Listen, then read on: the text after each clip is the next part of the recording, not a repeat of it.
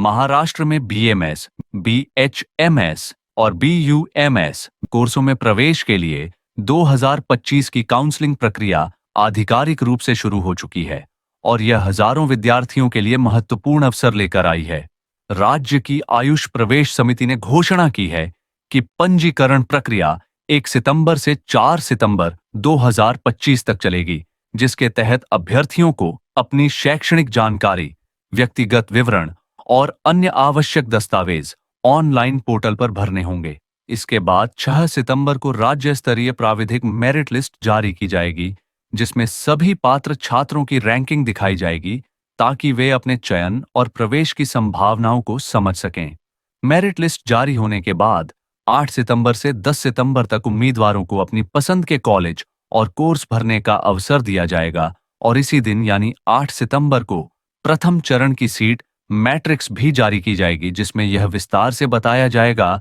कि राज्य भर के कितने सरकारी और निजी कॉलेजों में कितनी सीटें उपलब्ध हैं।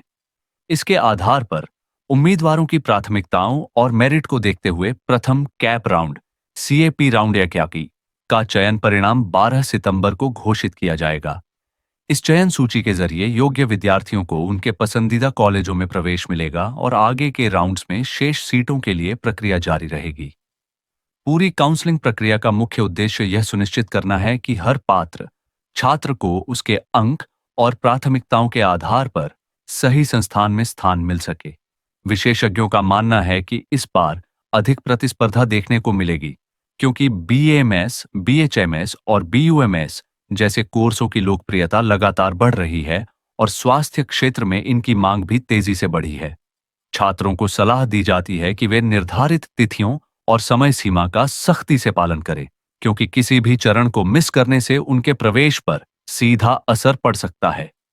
यह काउंसलिंग प्रक्रिया न केवल छात्रों को उनके करियर की दिशा तय करने का अवसर देती है, बल्कि राज्य के स्वास्थ्य क्षेत्र में नई ऊर्जा और प्रशिक्षित पेशेवरों की आपूर्ति सुनिश्चित करने में भी महत्वपूर्ण भूमिका निभाती है।